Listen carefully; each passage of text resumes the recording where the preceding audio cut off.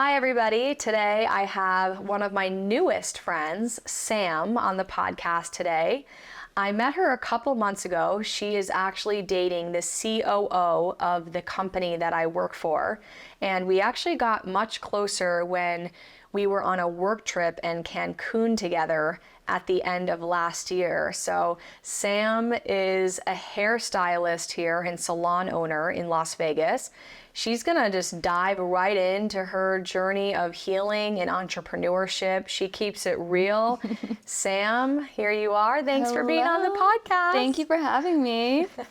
I'm so excited to just really get into your story because I have watched so many of your TikTok videos in the last couple weeks, and you are a freaking star. Oh my God. But we'll get into that a little bit later. Perfect. Because I want to talk about a moment in time when you and I were at dinner together recently with another one of our friends, Cass, and you and her were sharing these different stories that you had about the toxic boyfriends of your past. And I remember you looked over at me because I was in such a state of shock, and you go, "You've never had a toxic boyfriend?" And I'm like, no, should I have? Right.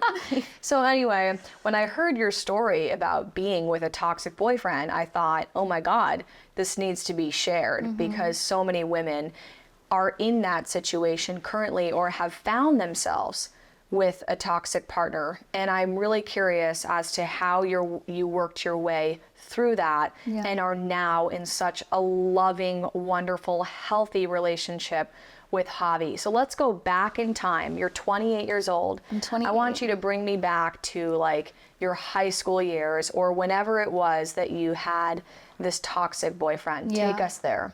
So we started dating when I was 16 or 17. I feel like I was 17. And I feel like I probably got into that relationship just through seeing relationships. I feel like, I don't know, I feel like where you live kind of, I don't want to say determines relationships and how you are, but I think a lot of the time, especially like Midwest, is a lot different than like anywhere on the coast, like the East Coast, the West Coast. I feel like people are very different. I feel like in the Midwest, I grew up with a lot of, just seeing a lot of toxic relationships, and that's pretty much what was like shown to me my whole life. So we started dating, and it was bad from the beginning. It was abusive from the beginning, and I had no idea. Well, I had an idea. I feel like a lot of people don't understand this unless you've been in it, but it's like not easy to get brainwashed, but you can get brainwashed. And I definitely was like super brainwashed. And like the way I kind of like realized that was I started meditating later in life, obviously. But yeah, we dated for 7 years. And the first time he ever like did something physical to me, we were actually at a high school basketball game. And this is like kind of the start of like the brainwashing too. We were at a high school basketball game. I found out he was like cheating on me. He cheated on me our whole relationship.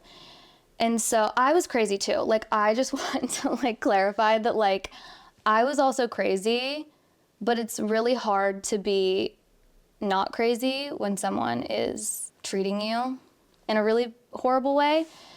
And so found out he was cheating on me. This is actually kind of crazy. So I snuck into the boys' locker room during a high school basketball game from the outside.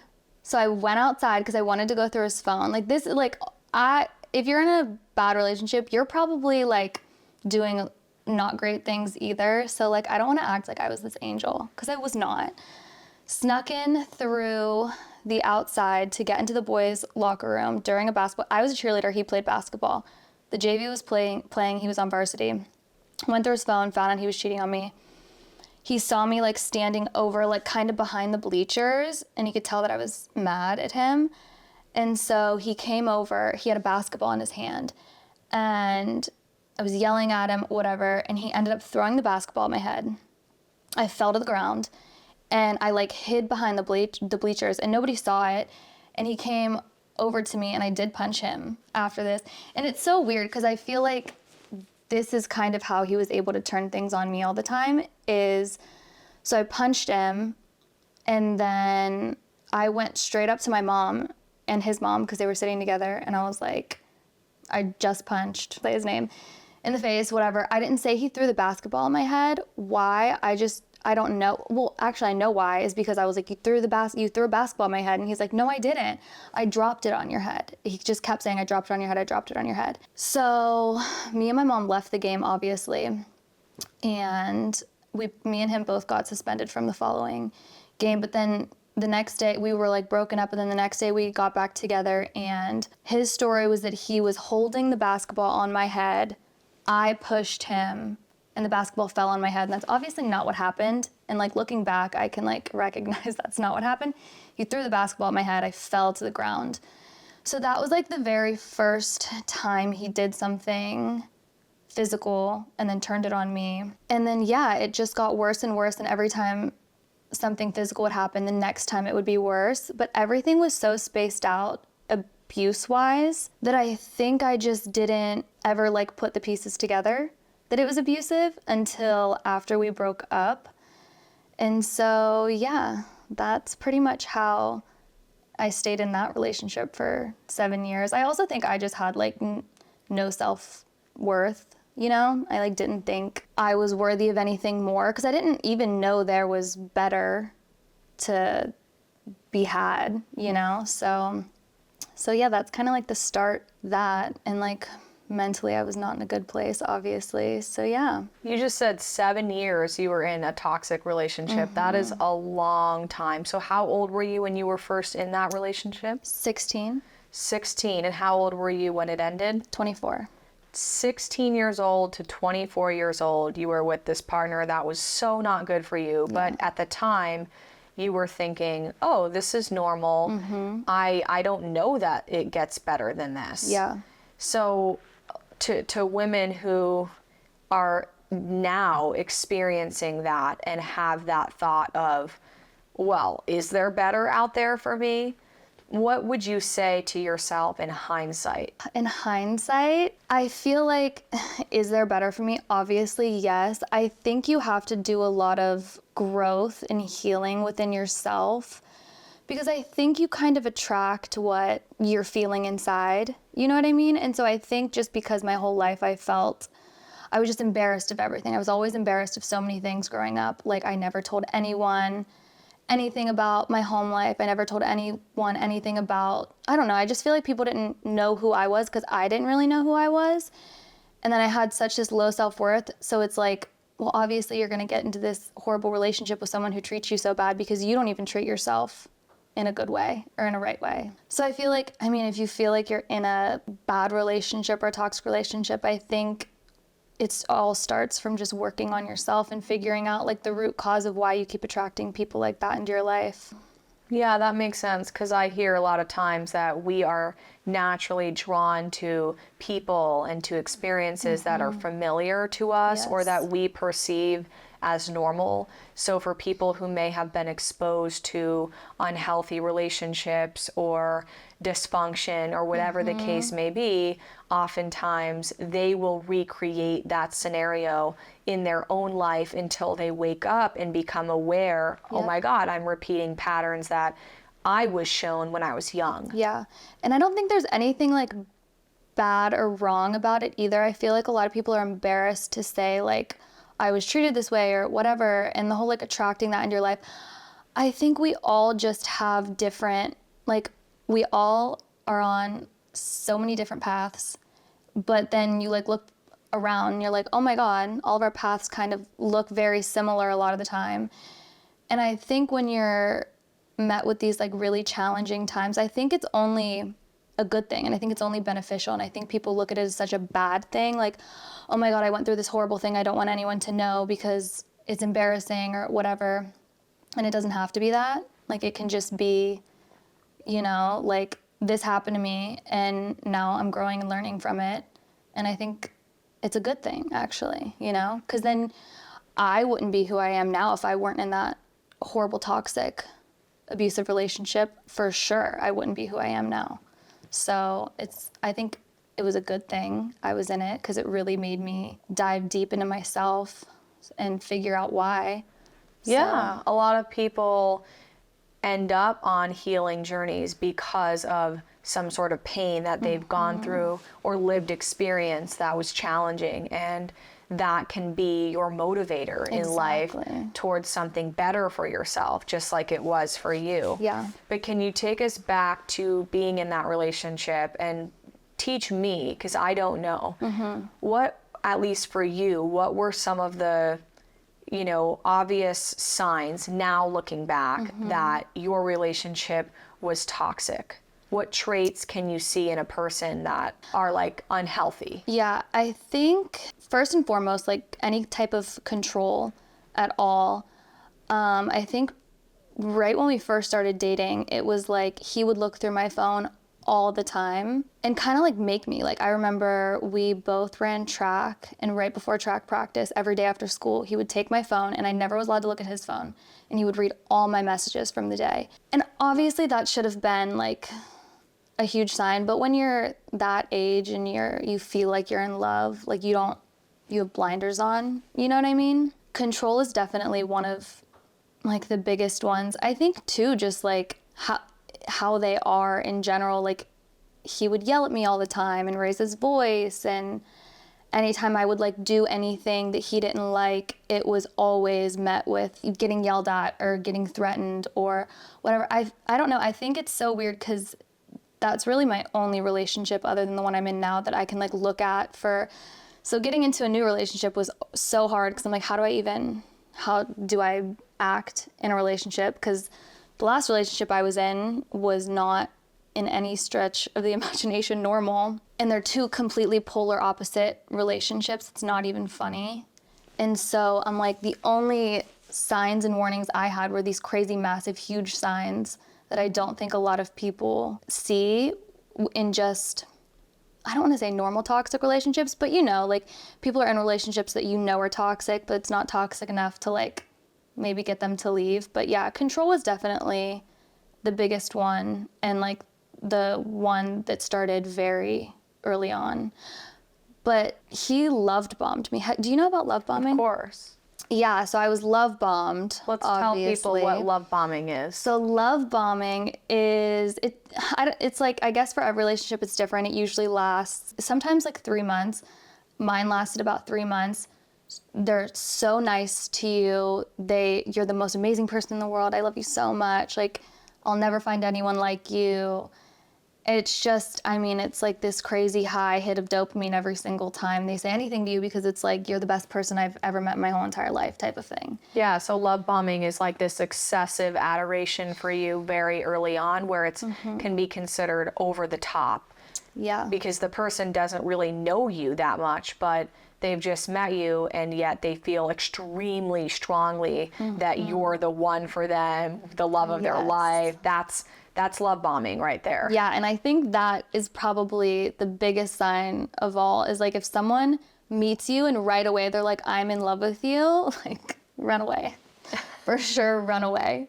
Even though me and Javi did that. Very that different is hilarious. Way, though. I know. I laugh at that sometimes because I'm like, oh my God, I'm really loving. I wonder if I come off as a love bomber. I mean, I don't tell guys, you're the one for me. I want to marry you. You're the person I want to be with forever. But you're it's like, interesting to think about, people? Right? Well, because I think I'm that way too. And so I think we all kind of, yeah, that's the thing. It's like, it's so hard to tell when you're in it, because it's like, is this real or is it not? But then it's like it's like a 180 flip of the switch type of deal, where, and that too, like that a lot of the times is with like true narcissists. And I don't want to like diagnose my ex-boyfriend with anything, but he was so narcissistic. Like nothing he did was wrong.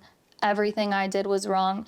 He would completely rewrite the stories of everything that would happen to fit his narrative. And he truly believed it. Like, I still to this day don't think he would ever admit that he was abusive to me. He wouldn't. I know he wouldn't, unless he's gotten like real help. But I don't think that he would ever admit that. And I don't think he thinks he was as bad as I say he was either, because I'm very open with it about talking about it online, which sometimes I'm like, is this a bad thing? Because it's, in a sense, tearing another person down in a way. And so sometimes I do feel bad about it, but also it's like, I don't say his name and stuff, but there is a part of me that kind of feels bad, you know? But also it's what I went through, and so many women go through it. So it's like, I would be doing a disservice to not talk about it and not be open about it. And it's just what happened.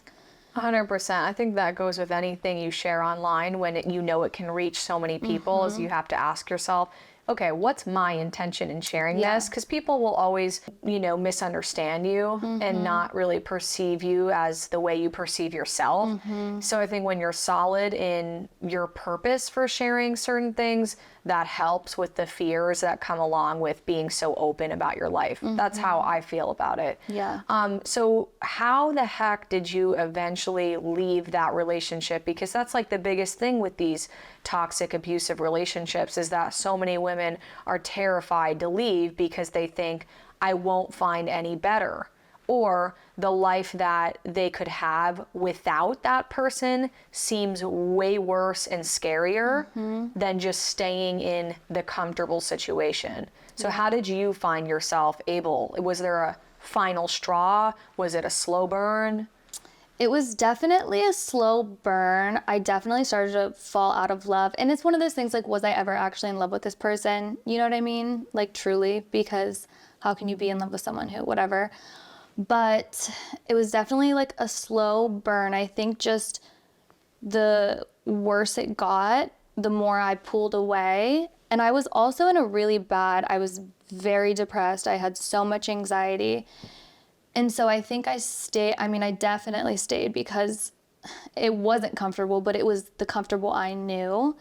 And so every time I broke up with him, because it was about 2 years where I would break up with him once a month, every other month, and he would break into my house.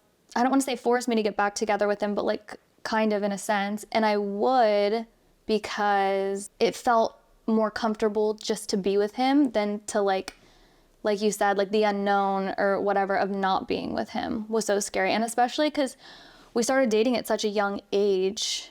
So it was all I knew. It was, So what made me finally break up with him, though, it's funny because I had a crush on my best friend's brother. And so I realized, I'm like, I don't even feel this way about my boyfriend at the time, but I feel this way about someone else. And so I think that for me kind of made me realize, like, okay, I can have feelings for other people. And so I tried to break up with him a million times. He wouldn't really let me. And then I was actually in Vegas. I didn't live here at the time.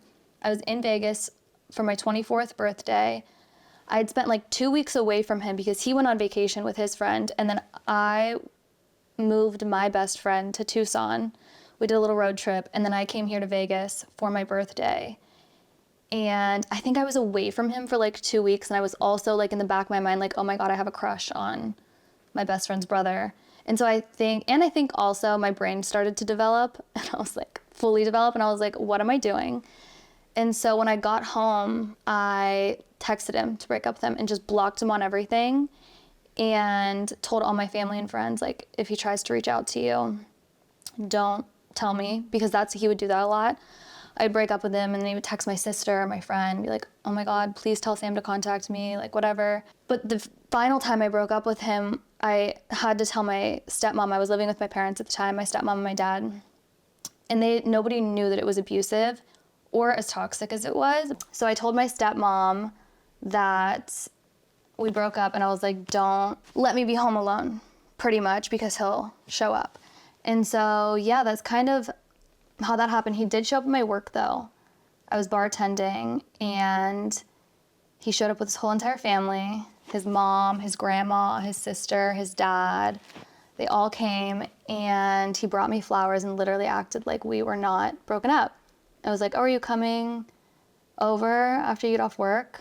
So yeah, it was really hard because stuff like that would happen. And so I just blocked him on everything and made sure I wasn't ever home alone. And finally, he got a new girlfriend after like 3 months. And I was so thankful because people like that can't be alone. And that's the thing. So he got a girlfriend very soon after I finally cut things off with him, which I was so happy about. So I was like, he'll hopefully leave me alone now. Yeah, so it sounds like you started having feelings for somebody else while you were in this toxic relationship, and you saw that you were capable of potentially being with somebody else that wasn't Yeah. him. And that's what gave you the leap of faith to just end everything. Yeah, for sure. So yeah, and then my mental health like kind of skyrocketed after that. I don't want to say skyrocketed, but my anxiety, I don't want to say completely went away, but my anxiety, I dealt with anxiety for my whole life, really, honestly. Like my anxiety started at a young age, but that relationship, it got so bad. I woke up in the middle of the night having anxiety attacks. It was so bad. And then I didn't have anxiety, and I just felt so much better about like everything. And I was in cosmetology school at that point. So I was doing something I was enjoying. And so, yeah, and then I moved to Vegas like a year after that. When you say that you struggled with anxiety your whole life, even before you were in this abusive relationship, are there certain thoughts that would come with that anxiety? Because anxiety, it seems like something that 9 out of 10 people have nowadays. Yeah. And I don't personally have anxiety on the daily. I've had it in moments of my life, but I don't know what that's really like. So can you tell us, what does it mean?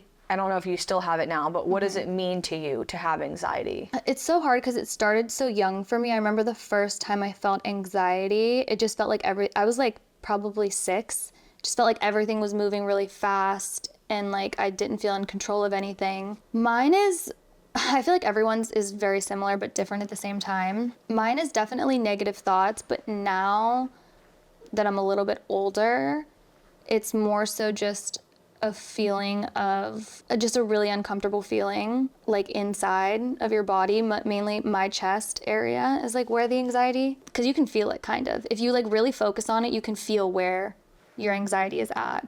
Mine's always in my chest area. And so I don't know, for me, it's definitely more so of a feeling as opposed to negative thoughts. But I think a lot of people's is negative thoughts, which Yeah. mine too is a lot of the time. And I still do deal with anxiety, but not in the same capacity as I used to. This last year I had a lot of anxiety, but very different from the anxiety I had during that relationship, for sure. So anxiety can be like a body response of fear. I mean, I know for some reason when I drink coffee and I don't eat, I feel tremendous anxiety. And I heard that it's not good to drink coffee on an empty stomach for that reason. But that's the only thing I can compare it to is I feel this unsettled feeling inside of myself. Like Yeah. I'm anticipating something, but there's nothing to anticipate. For sure. You, That's- you explained it a lot better than I did. That's how I think anxiety, I guess. Yeah, for sure. Just a feeling of uncertainty and unknown, or it's definitely like a fear thing. Yeah. You feel scared. So when you left that relationship, you say that you felt really good at that point compared to how you had felt before that or in the relationship. And you were in cosmetology school and had decided to move to Las Vegas because your sister lived here. Yeah. Can you just go back to that time for a second? When you were transitioning to a whole new city, you were single for the first time in 7 years. What was that like internally? Was it very scary, or did you feel very equipped and confident to go out into the world? Like, I was just excited, I think. So right after I had broken up with my boyfriend, COVID kind of happened. Like not immediately after, but like a little less than a year after. And so, and I will say like in that year of me breaking up with him to COVID happening, I was just drinking all the time. Like I was an alcoholic for sure. And you don't know when you're doing it, but I was definitely a very functioning alcoholic. I was working at a bar. I was drinking every single day. And so I think I just was so like not even there, but in a better place mentally than I was, if that makes sense. That, I don't know, I didn't deal with anything in that year. COVID happened, and I feel like that's kind of when, because quarantine I loved, honestly, because I feel like I was just like figuring myself out and kind of like healing from things. And I was just excited about life just because I felt so much better. And so then when I moved to Vegas, I don't know, I was just Like, do you ever have moments in your life where you like feel like everything is just like very bliss, like everything feels very blissful? Yeah. I definitely was in a very like blissful state of mind when I moved to Vegas. So I had no friends, I didn't know anyone, and I loved it, honestly. And especially because I'm from a super small town. I graduated high school with like 60 kids. So like coming to a place where literally nobody knew who I was like, I can be whoever I want to be now, because nobody has these like set things that I am, you know? Because I feel like where I grew up, everyone knew me as someone who I wasn't being myself ever. And so when I moved here, I was like, well, who do I actually want to be? And then I was like, okay, well, I'm going to change and just become that. Because if you knew me when I lived in Ohio, you wouldn't even recognize me, like, at all. So you came back to Las Vegas from Ohio after this 7-year abusive relationship. You were bartending and you were doing hair. And you were really, for the first time, starting to discover who you were, who you wanted to be. And you said you were figuring yourself out. Can you put more articulate words on figuring yourself out? What does that entail? What does it take to figure yourself out, and how do you do that? I think for everyone it's different. So it's so funny because I just saw a book in your room, the You Are a Badass by Jen Shapiro. That is the first self-help book I ever read. And that book actually changed my life, because then it's such a good book and it like draws you in, that I got so into self-help books. That's all I did. I didn't listen to music. I didn't do anything but listen to self-help books on Audible. So I would go on hikes. I would listen to self-help books. I started to meditate. When I started to meditate, that's when I finally kind of realized, like, oh my gosh, I was in an abusive relationship.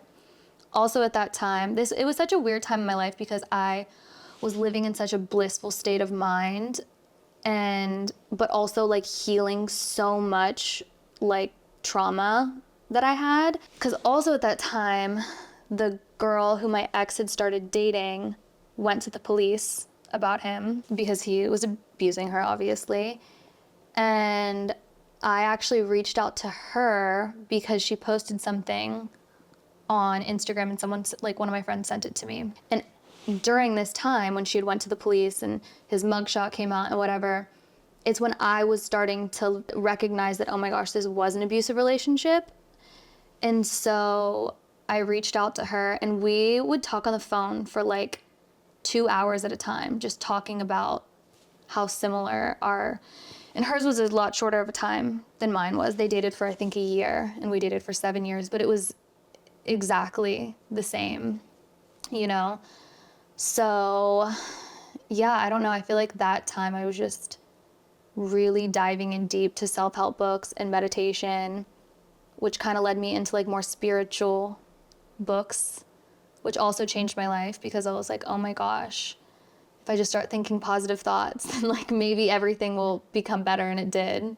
So That's crazy. It really shows you the power of your brain. And you're an example of the fact that like you can come from really tough circumstances and you can still completely change the direction of your life as long as you're willing and open enough to figure out what's not working about what you're doing and who you're being.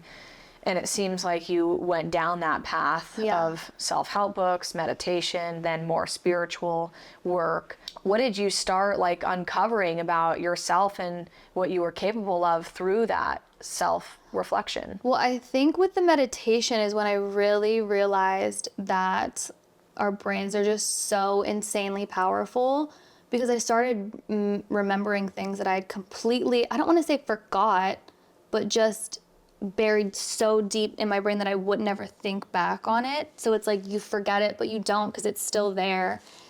And so I think meditation was like the biggest thing for me, where I was like, oh my gosh, like this stuff works, you know? And I think a lot of people, especially where I'm from, probably think I'm crazy if they hear me talk about any of this, because, you know, when people are just like super miserable and they can't see it in the same way as you, they're like, oh yeah, right, whatever. But yeah, I mean, I just started every day in the mirror, I would say affirmations. I am beautiful. I'm smart. I'm confident. Like every single day in the car, that's all I would do. Every time I was like walking into work, I would like over and over in my head just like say affirmations of what I wanted to believe about myself. I think the biggest one for me and the one that like changed my life the most was I started saying that I just never got embarrassed, and I started telling everyone like I don't get embarrassed by anything. And it wasn't true at the time I was saying it, obviously, but then I just stopped getting embarrassed by anything. Like I could do anything, it's not going to embarrass me, and that's like such a crazy thing for me to say now because I used to just be embarrassed by everything in my life. And so I think that too I was like, oh my gosh, you can literally rewire your brain and think kind of however you want about yourself, because I'd spent 25 years of my life getting so embarrassed by everything, and now all of a sudden nothing embarrasses me in any way, shape, or form. So, and obviously I get like uncomfortable feelings sometimes, like, ooh, should I have maybe like done that or said that? But it's not an embarrassed feeling anymore. And I think think that is advice everyone should take, is literally just start lying to yourself that you don't get embarrassed, because your life will change for sure. That's so hilarious. Yeah. I think a lot of people have this averse reaction to affirmations because they think it's just a bunch of bullshit, For you sure. know? And I see how that would be a thought in people's minds of like, oh, if I just stand in front of the mirror and tell myself I'm beautiful, I'll just believe that I am. Mm-hmm. I think it's a combination of different things Yeah. that you have to do and try. Definitely. That probably add to the value that you get from something like affirmations. But it's great to hear that worked for you, because I think what works for you may not work for everybody. Definitely. And people have to find what their thing is. Yeah. Whether it be meditation or journaling or going to a therapist or whatever it is, just find something that can be an avenue for awareness of yourself and provide some sort of pathway to growth and healing and just development. For sure. For sure. Yeah, affirmations definitely worked for me big time. But I think that too, like I had such a low, like I didn't look at myself in any positive light ever. And so I think that's why that probably started to help me. And I just honestly truly believed that it would work. Probably from Jen Shapiro's book. Am I saying her name right? I think it's Jen Sincero, maybe. Jen Sincero. I don't know. It's okay. I Probably, mess you're up all the probably right. time. But yeah, I mean, yeah, and you're so right. Like everything works so differently for so many people. I also think too that like I think so deeply about everything that's why I get in my head so much and whatever. And I don't think as many people not feel as deeply, but like think as much about themselves and their life as some people. And I think I'm one of the people who I think so deeply about everything, and it is sometimes not the best thing ever, you know? Yeah, there's always what do they say? Like your strength can also sometimes be something that hinders you in your life. And I think that's what you're saying is like, you know, if you're like somebody that just loves so deeply and you're really empathetic, maybe that means that you're not the best at maintaining boundaries with people, or, you know, like there's always a flip side to a strength. For sure. And it's great that you're aware of that, because awareness is the first step to changing something. Exactly. So you started going down this pathway to healing, as I say, and then eventually you are at this point, as you're a hairstylist in Las Vegas, and you're a commissioned stylist, right? At this time in life? Yeah. Yeah, I was At this time. Yeah, I was a commissioned stylist. And so I was bartending just to make extra money, because as a commissioned stylist, a lot of the times you only make about 50% of what you're actually making. And also you don't have a business built up yet. So I was bartending. And then after like 8 months I bartended at a pool on the Strip, which was like fun, but like not fun at all either, because like you wear a bathing suit and it's so weird. But then after like 8 months, I was like, okay, I really need to focus on hair, because this is obviously what I want my career to be. Stopped bartending and stayed commissioned for another couple months. And then at my year, like, mark, my year mark with being a commission stylist, me and my two friends got a salon suite, and I went on my own. So I became an independent stylist after a year of commission without a big business by any means, you know what I mean? But I just started posting on social media a lot once we got into our suite, on Instagram, though. This was before my TikTok journey. And so, I mean, I was making enough to like live, obviously, but then once I started making TikToks, probably 6 months after we got into our suite, that's when my business started to, you know, grow a ton. Whoa, okay. I definitely want to talk about this because when I had dinner with you like a month ago, I was talking about having a personal brand, Yeah. and I said to you, so do you make videos? Like, how do you get your clients? And you're like, oh yeah, I get most of my clients from TikTok. Yeah. So I went home that night, got on my phone, and went to your TikTok profile and just full on stalked you for hours. And my God, I was laughing so hard. Like, you show up so authentically. You're funny as all hell. You just say it like it is, and you really shine a light on life as a hairstylist. Yeah. It's really interesting. You've drawn thousands, millions of people to your videos. I don't even know how many followers you have, but you have a good following, and your videos are fantastic. Your hair transformations. I mean, when I saw this, I was like, holy shit, Sam did not hype up her TikTok enough to me. She should have been like guns a-blazing. Shayna, oh my God, you gotta watch my TikToks. They're hilarious. Like, you freaking undersold yourself that day at dinner. So please, please talk to us, because I literally have friends who like love fashion, for example, and they are just so afraid of creating content and being like an influencer online because they don't like the way they sound. They're afraid of getting 5 likes and no comments. Yeah. And I'm just over here like, you cannot quit. And you cannot let your fear of what other people think of you stop you from doing what you're passionate about. For sure. People don't actually believe that they can build a big following on social media. And they look at people like you and they're like, oh, well, that's really unattainable for me. Yeah. She's funnier than me. She, you know, her voice is nicer than mine. She's prettier.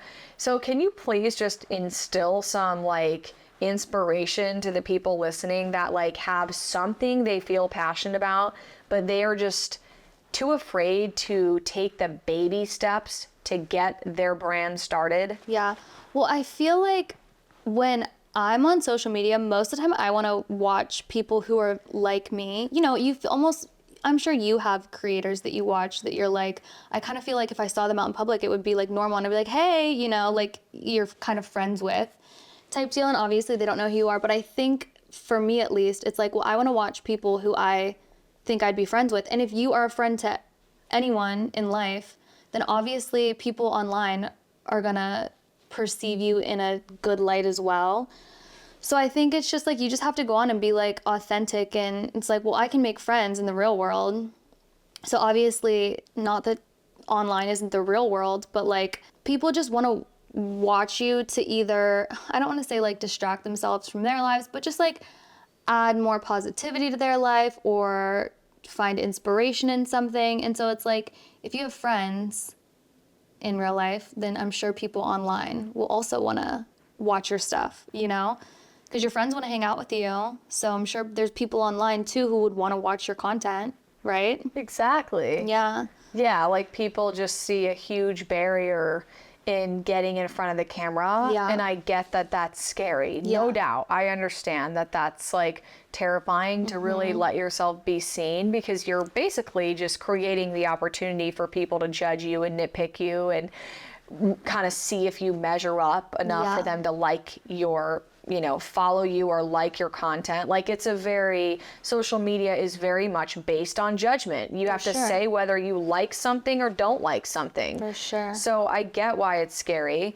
but when I hear that you have literally grown your salon business through your TikTok following, I'm like, oh my God, if you didn't work through that fear to have what you have now, you wouldn't be here today. For sure. So Tell us a little bit about what it's been like to create content online, because I know you've gotten haters just like I have, but you still keep going. So tell Right. us. Yeah, I mean, so I was telling you earlier, I just always have liked, I don't want to say like being the center of attention, but I just like talking and whatever. When my mom would do home videos, I was always like center of attention in the home videos, like record me, whatever. And then I think too, what's helped me is me and my friends send Snapchat videos to each other to update on our lives or what's going on in our day. So I've just like always kind of been in front of the camera. And I was also telling you that I wanted to start YouTube videos when I was like 22 maybe, because I got really into makeup. And that was like when all the YouTube makeup people were, did you ever watch makeup YouTube videos? No, but my friends did. But Yeah. you know, I don't like fashion or makeup or Yeah. stuff like that. So I'm just different in that way. For But sure. when I was in 7th, 8th grade, my friends were creating fashion haul videos, makeup tutorials. Yeah, so got all the stuff for it and then just never did it. I think a lot of the time people are more scared of what people they know are going to say about them. And I think it's like, it's so hard to not care, but it's just like you just have to just not care, which is, you know, easier said than done. But I think since moving to Vegas, I've surrounded myself with people who are only supportive of me and wouldn't judge me. Because I think my whole life I was just a lot of the time surrounded by people who would have made fun of me, and I was afraid of that. And so if you feel like people in your life would make fun of you, then you're probably surrounding yourself with not the best people ever, and maybe like try to find some new people to surround yourself with to inspire you. Because I think that's what helped me, was because I wanted to do it, you know, years prior, but I was like, oh my God, people are going to make fun of me. Like all my friends are going to make fun of me. I remember the bar that I worked at, this was my group of friends. Anything I would tweet, this one guy who I was really good friends with would literally just read it out loud at work to like make fun of me, which is so stupid and annoying. And I would get so embarrassed by it and I hated it. So obviously they would have made fun of my videos if I started posting on YouTube. So I think I was just too scared. But then when I started posting on TikTok, I was only surrounded by people who were supportive of it. So it wasn't, I don't want to say hard for me, but it wasn't like I wasn't scared to do it, because I think I just worked on myself so much. And I just got to a point where I was like, if people make fun of me from my hometown, like, whatever. That's kind of funny, you know? Yeah, I think you're right about the fact that most people are afraid of what their friends will think about them if they post content, not as much of what strangers will think about me. For sure. And, you know, personally, I think what's helped me is that my closest friend group are all people who have done or are doing the things that I do now. And so I would look at them and that would be my version of normal. And so because I have friends who are doing big things with themselves and their lives, meaning they're putting themselves out there in a bold, courageous way, it only made sense that I would be next in line. Exactly. And I think when you have a friend group where your friends are doing, you know, less than you or the same as you, there's no inspiration there to look to push yourself. So if you don't have friends in your immediate circle that are making content, I don't know that you would be very inclined to do the same. Exactly. So I think what you're saying is right, is like you've got to have friends in your life who support even other people who do that. Because let's say you're hanging out with a group of friends and you're talking about some influencer online and you hear one of your friends judge that influencer or say something like, oh, I could never do that. Or, you know, they make some sort of negative comment. You're going to automatically assume that your friend will think the same way about you. For sure. And so if you're hanging out with people who have that kind of mentality where they're constantly judging others for what they're doing in their life, they're likely going to be judging you next. Exactly. And that's a scary thought to have, of like knowing that your friend is judging you for something. Definitely. For sure. I think everyone in my life is supportive. I don't think, at least I don't know, everyone seems pretty supportive, but I also think too, being in a relationship with someone who also does it has helped me a lot, for sure. Because I think when me and Javi started dating, not that I was scared to post TikToks, but I did think more about it because I'm like, oh my gosh, he definitely sees my TikToks. You know, he's my boyfriend. And we just started dating. It was so new, but he does it too. So I think that was like, okay, he can't judge me because he also has a TikTok and he doesn't post on it much anymore. But if you went back on Javi's TikTok and looked at any of his TikToks?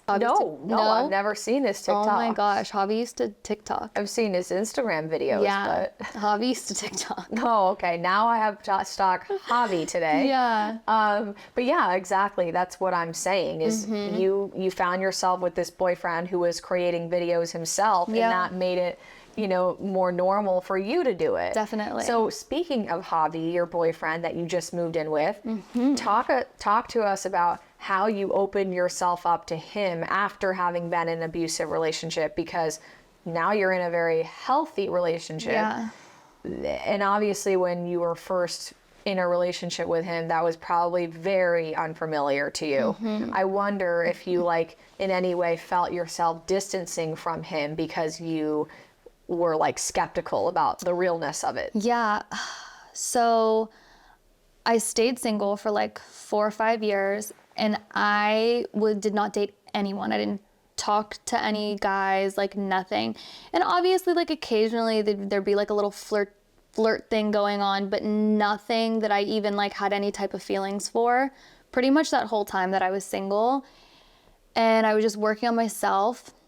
And so when me and Javi started dating, I hadn't felt feelings for someone since I was 16. Like, you know, the new feelings you get for someone.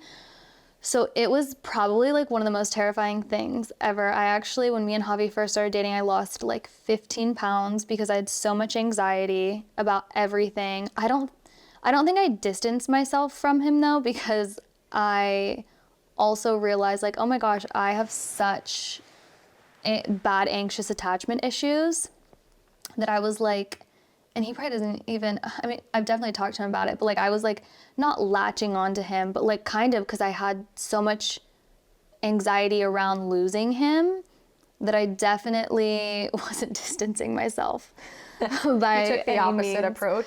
I took the opposite approach for sure. But Javi was also like, I mean, you know, or I don't know, I feel like not that many people know, I don't want to say the real Javi, because obviously he's being real at work, but he is the most compassionate, like gentle, sweet, loving person I've ever met, truly. And obviously you guys don't really see that side, so it was definitely... No, I think he's very lovable. Yeah, he's very lovable. He's very compassionate. I hope he listens to this. I know, I hope he doesn't actually. And so I think he made it, I wouldn't have been able to date anyone else, honestly, because he was so understanding. He also just right away loved me so much that I don't think I really could have scared him away with my anxiety around our relationship. But I also think I was hiding all the anxiety I had too a little bit from him. He definitely knew I had anxiety surrounding it, and I opened up to him really early on, probably before I was even his girlfriend, that I was in an abusive relationship. So he was very understanding and very patient with me while I navigated through all of my anxious thoughts. Yeah. So, because I had to read some books on anxious attachment once we started dating, because I'm like the type of person, once I realize there's like an issue, I like need to fix it immediately. So it's like I hyper focus on it, which probably isn't the best thing ever either, because I hyper focus on things that I need to work on. And so then it becomes like my whole life in that moment. So yeah, probably for like the first 2 months of our relationship, all I was doing was reading books about anxious attachment and trying to fix it. Yeah, so for people who are listening, there's something called attachment styles, and it's a body of work that describes the way you typically attach yourself to another human being. And it says that like in our childhoods, we attached to our caregivers in specific ways. We were either anxiously attached, avoidant, or we had a secure attachment. I think those are the 3 styles. Yeah. And you can read about this online. You can even take a quiz on it. But essentially the way that you the dynamic that you had with your parents growing up is what you create with your romantic partners. And so I don't know a ton about it, to be honest. I've taken the quiz. I think mine is a secure attachment. I was going to guess that. I had a very wholesome childhood. For sure. She's like, know I've if that's never what been did in a it. toxic relationship. Yeah. Right. You're But secure. What did you learn about that? For those people who don't know what attachment styles are, I mean, what is an anxious attachment? Tell us. so anxious attachment is I think for me, I just had a lot of anxiety around I'll just speak on like me and Javi. I had so much anxiety around losing him because I was, I felt all these deep feelings for him. So I was like, if I lose that, then, I'm gonna go into a dark place or whatever. And so I think that for me, it was like kind of surrounded by losing the relationship. And once I started reading books on it and trying to like fix it, but it's not like a thing you need to fix, but it is something you should work on if you have, either an avoidant or an anxious attachment style. I think for me, what helped was just kind of changing, and this is what always helps me personally, is just changing my thoughts on things. So if I ever thought like, oh my gosh, he's gonna leave me, I would just change the thought. Like, he wouldn't leave me, and even if he does, I'm gonna be totally fine, So I think for me, I just had to kind of rewire how my brain was working and not force myself to stop thinking those thoughts, but anytime I had those thoughts, to then rewrite whatever the thought was into a more positive thought. Yeah. So how long have you been with Javi now? A little over a year. A little over a year, and you just moved in with him. And let's go back a little bit, because you became a salon owner. You and your partner opened up a literal brick and mortar salon in Las Vegas called A Tray Salon. And tell us about that. Like, you literally, I saw you doing like construction to build this freaking salon. Yeah. Tell us. I mean, you're freaking 28, and you went from being in a salon suite, from being a commissioned hairstylist, to having your own freaking salon. That's a big accomplishment. Let's just take a second to acknowledge that. Thank you. So I have 2 business partners. So there were 3 of us in a salon suite together, and the salon we were working in, that we had our suite in, was closing down. We found out 6 weeks, they texted us and told everyone 6 weeks before they were gonna close. And we all 3, like, we wanted to stay together, but finding a big enough suite for 3 people is really hard to do with great lighting. And my whole thing was like, I need good lighting because I make TikTok videos and take pictures. That's such a huge part of business, is social media. And so I'm like, I need a salon suite with amazing lighting, and it needs to be big enough for 3 people. So that's what we were kind of trying to find. And it just kind of started to happen. Like, we realized salon suites and rent for buildings was very similar, not too far off. So we were like, I guess let's just open a salon. So we signed a lease, and it kind of just happened. It wasn't like we all sat down and we were like, let's open up a salon. It was like we just found a place we liked, and we were just opening up a salon all of a sudden, honestly. And so, it was definitely one of the scariest things I've ever done. That's kind of when my anxiety came back, was when we started opening up the salon, because I didn't feel ready to open up a salon, that's for sure. And I'm so happy, we did it, but I didn't feel ready. And so I had so much anxiety surrounding all of that, and just the unknown, and we're spending all this money, and what if it doesn't work? And now we're in it, and it's great. It's working, right? It's working for sure. Yeah, but we were in there like tearing up floors. I had a jackhammer at one point, jackhammering the floor, because we needed to tear the floor up, because we wanted to do everything. We wanted to kind of do the deconstruction part ourselves to save money, because obviously we had to hire contractors and stuff. So it was definitely a journey, a long journey. It took like a year to get open. So and we moved in November, and we've just been hiring people now and doing the thing. Now it's February. You said something that I really want to draw attention to. You said, I felt like I wasn't ready to open a salon. Yeah. So many people think they're not ready to pursue their dream, their goals, their relationship they want, whatever it is. And what I say to that is you're never going to feel fully ready. And if you Exactly. wait to feel ready to finally take action on the things you want, you're going to be waiting your whole life. So I love that you brought that up because it's always going to be scary to some degree to start something that you've never done before. And there's only so much preparation that you can really do to feel ready, because you're always going to have doubt in the back of your mind. I mean, when I was in high school, I always told myself, you're going to fail, you're going to fail, you're not ready to take the exam, you didn't study enough. It didn't matter. No matter how many hours I stayed up studying the night before, I never felt ready to take a test. Yeah. So it's the same in life. Personally, that's what I think. Definitely. And look at, you just said, originally, before the salon was open, I wasn't ready. I was afraid it wouldn't work out. Now here you are, you have this massive TikTok following, you have tons of clients, and your salon is still up and running. Like, you're doing great, you know? Right. It's just proof that, like, your brain will try to trick you into thinking that something is not possible for you. And you won't freaking know until you actually are in the experience and you're scared out of your mind that it won't work out. That's when you'll see that it actually will work out. And I love how Mel Robbins always says, every time you're in that thought loop of, but what if it doesn't work out? Always say, but what if it does work out?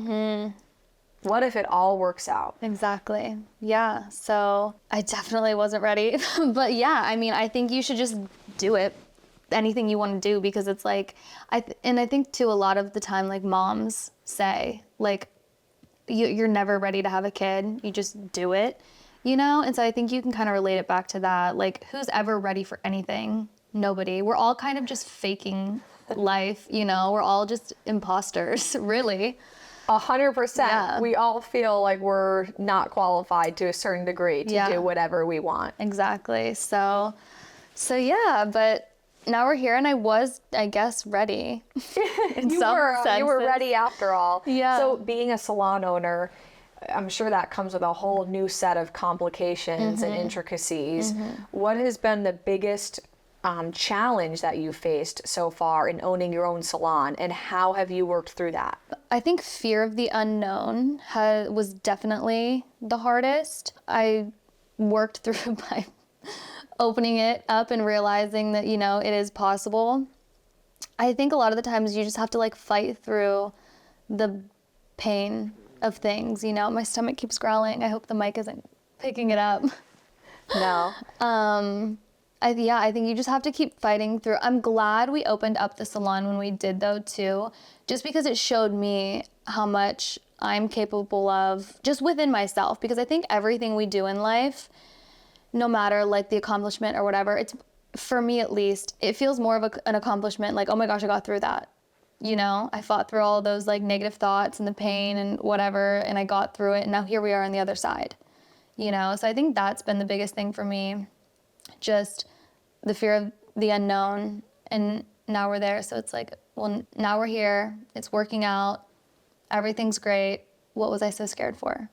You know? And so in the last couple of months, what has been the best part about owning your own salon, working for yourself? Probably that, just working for yourself. And I think too, just going into work, you like look around and I'm like, oh my gosh, I painted these walls, you know? So I think that's been the best part, is just the accomplishment of it, you know? Like, we picked out this furniture, we picked out the flooring, we did this, we did that. So it's, you can just like see your like dream come to life in a sense. So yeah, and I think too, I mean, I now can work on my good side. So my camera is always on my good side when I'm filming at work. Because everywhere else I worked, my camera's been on my bad side. So I'm like, that has been a very amazing thing for me. Do you have a good side? I don't know. See, I know. I haven't thought too deeply into it. I probably do have a good side, but I couldn't tell you in this moment. Yeah, because I feel like so many people are like, what is she even talking about? But then I know that there's people who get it. Yeah, you know? So many women say they have a good side and a bad side when they take pics of themselves. So funny. Well, I have yet to see your salon, but I definitely want to come check it out. Oh, I know you were so close the other day. I know. I always get hibachi in the same plaza that her salon's in. But I think it's just so cool that you're as young as you are and you're doing such a big thing for your life that some people just dream of. Yeah. And I think I'm so happy you have a personal brand on TikTok because you are showing other hairstylists that they too can open up their own salon and, you know, dream a bigger dream. For sure. That's something that I want every person and woman listening to on our podcast right now is, you know, a lot of times you might think that something is too far out of reach for you and that other people are more qualified to do it. But the truth is, like, you have everything within you to be able to bring your vision into reality. It's more of a question of how willing are you to put in the work and make it happen? Because it's not only like physical work that has to be done, but it's also mental work that you have to focus on. So, Sam, is there any last words that you want to say to people that are listening, that see you online or that are listening to this podcast and go, wow, this girl went from being in a toxic relationship to being with someone she loves to being a fully commissioned hairstylist to a full-blown salon owner. I mean, they're just in a state of shock listening to your story. What would you say to them? I think you just have to just try and start believing in yourself, you know, because I think that is probably why people don't do a lot of things, is because they don't believe they can. And so once you just start telling yourself, like, you know what, other people are doing it, so obviously I'm able to do it. We're all capable of the same things, you know? So I think it's just a matter of working on the parts of you that make you not believe in yourself, you know? Yeah. I think self-help books are great, meditation is great. I think with anything in life, just constantly working on yourself and figuring out parts of you that are lies, you know, because if you tell yourself you can't do something, that's just like, you're just lying to yourself in a sense because you're scared. So just focusing on yourself and figuring out why you don't believe in yourself, because you should, you know? Yeah, so maybe the first step for you is to go buy that book, You Are a Badass by Jen Sincero. That's the book Sam read the first time she started growing personally. And maybe that'll be the thing that propels you into action. Yeah. But thank you so much for being on the podcast today. Aww. And it was so awesome getting to hear more in depth about what you've been through and how you got to where you are today. And for anybody listening, how can they find you on TikTok? Oh, Samantha_Santor on TikTok and Instagram. And yeah, Samantha_Santor. So follow me, I guess. Shameless plug right now. I just ramble on about everything on my TikTok. So yeah. I love it. Keep it up. I'll be watching every night from now on. Yay. Awesome. All right. Thank you for having me. This was fun. Yeah, we did it. Amazing. We did it.